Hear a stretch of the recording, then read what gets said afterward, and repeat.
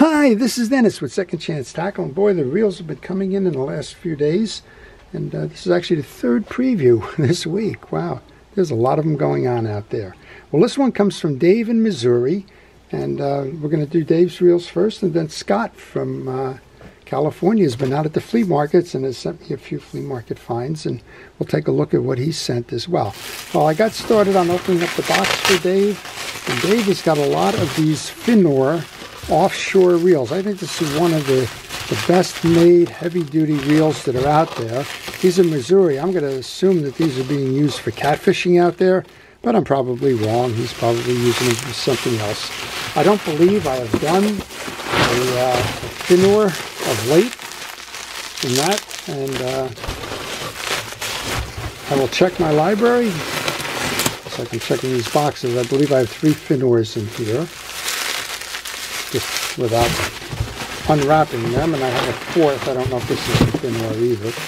Yeah, I have 4 of those Finors. I'll make sure to do one.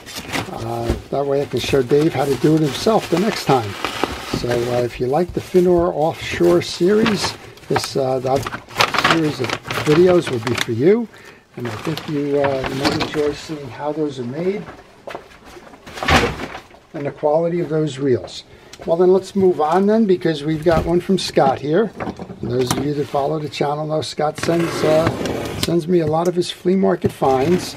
In the beginning, I think he was buying every reel that was on every table at the Rose Bowl.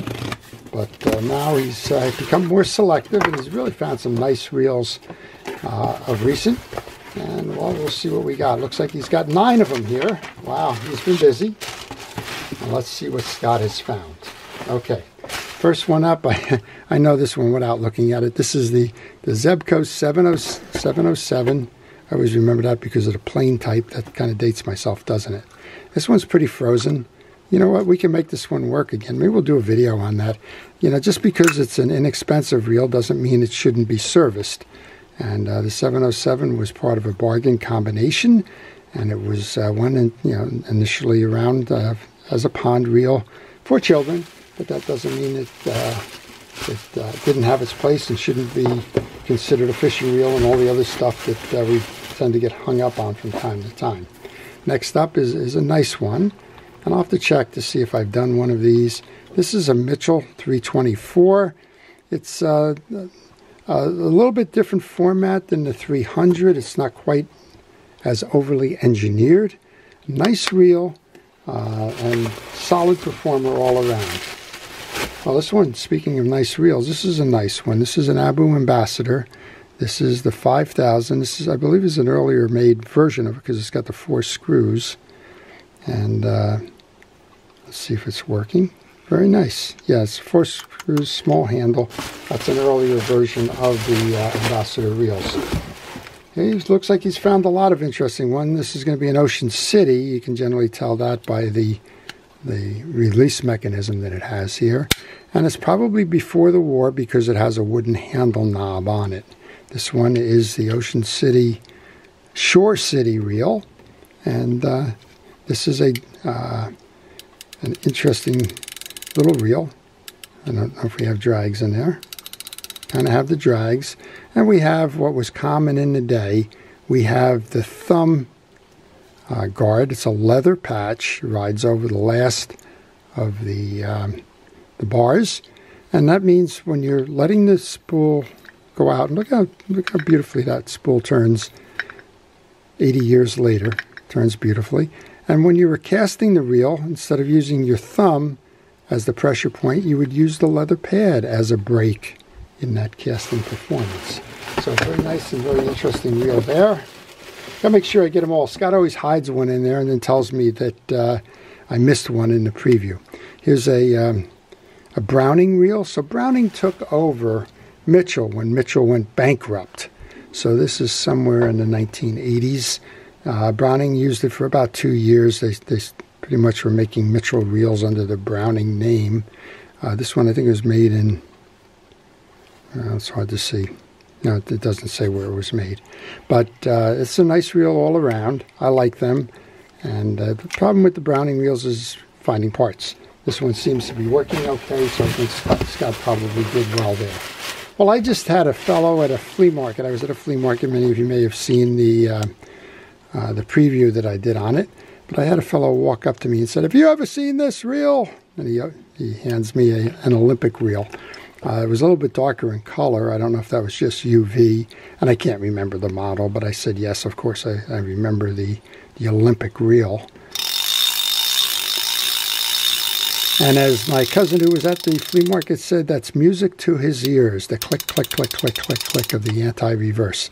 It kind of dates the reel, dates an era, but those Olympic reels were very nicely made, and if I don't have a video done on that, I'm going to try and do a video on that. Well, Scott's brought me a big old Penn 500. I'm not sure if this is yeah, this is probably the last of the editions made in the U.S. Again, with the Jigmasters, if it doesn't say made in the USA, it wasn't made in the USA. It's a more modern, if you look at the circle on the Jigmaster and the like, it's a little bit more modern in terms of the piece. Also, the anodized aluminum spool will date the Jigmaster. The earlier ones would have a chrome-plated or a metal-plated one. This one's in nice condition. We'll make sure that Scott can get that one settled so that it gets to work. And here's an older version of the same. This is a Penn Surfmaster 200. Now, the Surfmaster came in the 100, the 150, and the 200 size. This 200 side is the widest spool. The 100 was the narrowest, and the 150 kind of split the difference. This is beautiful. It has an etched side plate. It has the Surfcaster in the water, throwing the line out. Again, embossed. Oh, there's a whole separate section of folks that collect Penn reels that focus on the etched side plates. This one, like the Jigmaster, also has the single take-apart screw for the side. You simply back the screw out and then pull it out because it's spring-loaded. Pull it out, and then just a quarter of a turn, like that, and you're able to open it up. So if there's anything going on with this reel, nothing's going on with this reel, but it hasn't been serviced. You can see the dried grease on the inside, but otherwise it's a very clean reel.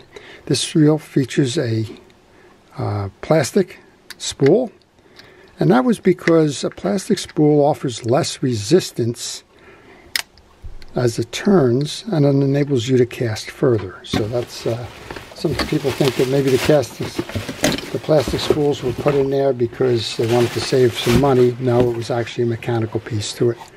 And then we have an Ocean City. This one says it's the 112 Bay City. The Bay City reel was around for an awful long time in a lot of different iterations, and they've always been solid performers.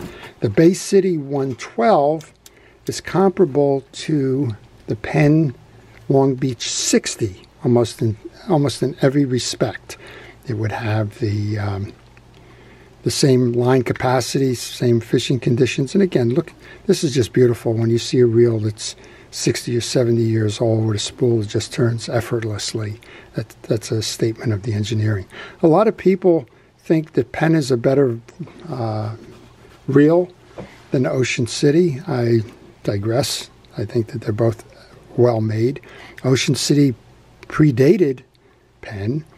Ocean City was more expensive than Penn, and that's actually why the founder of Penn left. He was working for Ocean City. He left Ocean City in Philadelphia to form Penn reels because he wanted to make a more affordable reel.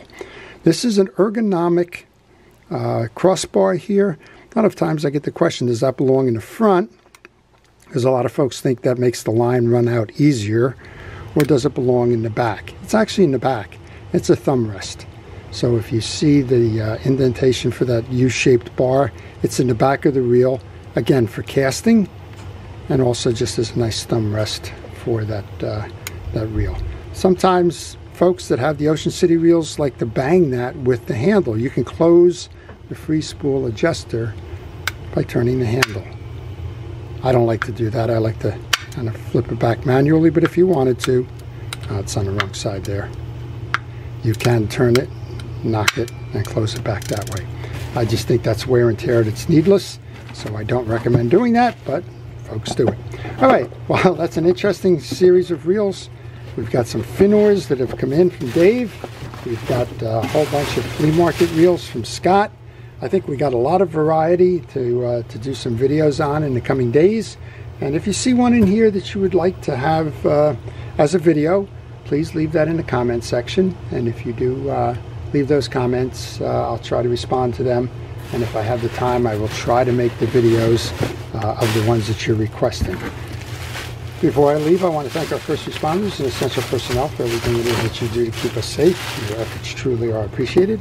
And to everybody, please stay safe, stay well, stay watching, and stay fishing. This is Dennis with Second Chance Tackle. Have a great day.